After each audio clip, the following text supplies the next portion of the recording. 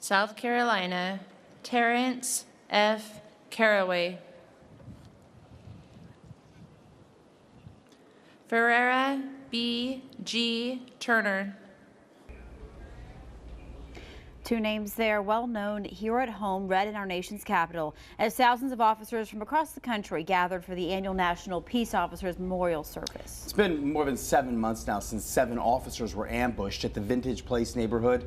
It's a story we've been covering since that day, and now a story shared with the nation and the world through the words of the President of the United States.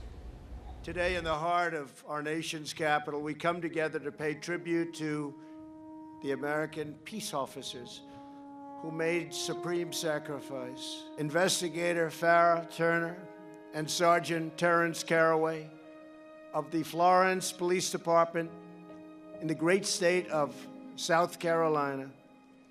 Last October, Investigator Farrah Turner went to the house of a man suspected of a crime against a minor.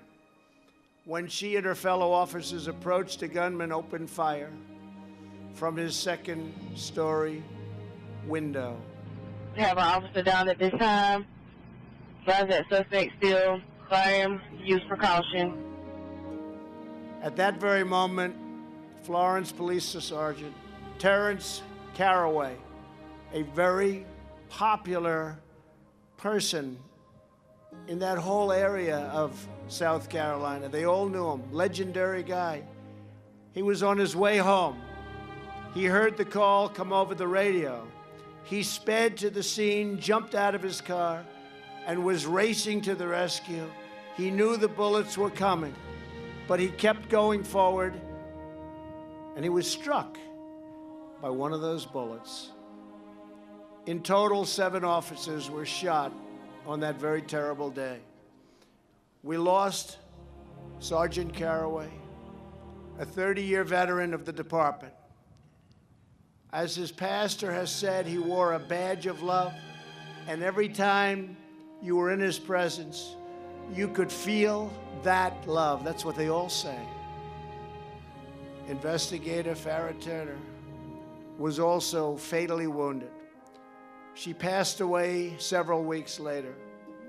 In her final days, hundreds of members of the community came to visit her. They loved her.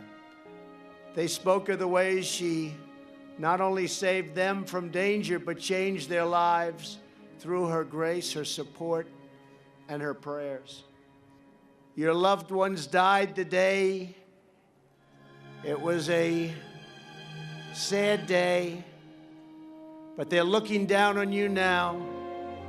They died as they lived, fighting to protect innocent people.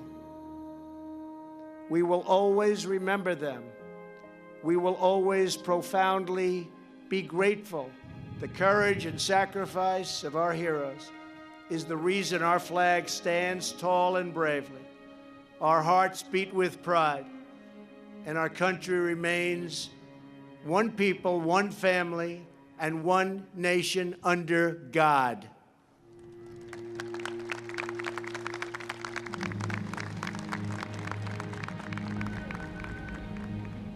President Trump also acknowledged 2 of the surviving Florence 7 who were in Washington for today's memorial.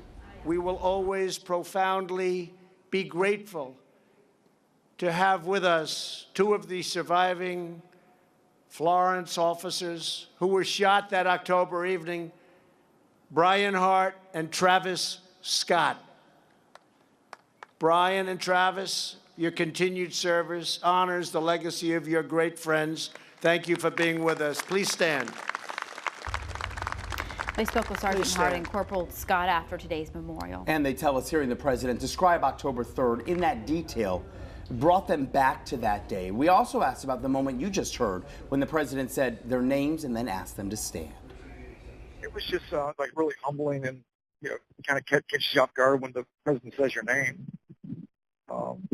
Gives you chills almost, having all those people recognize you. Still speechless. Yeah, appalled. I have, you might say, the highest ranking person on this in the United States to acknowledge you. just culminated. We asked Corporal Scott what it was like to stand in front of that wall with all those names of officers who've lost their lives. And he told us he's thankful he's still here, but his heart goes out to the mothers, fathers, brothers, and sisters who have a loved one's name on that wall.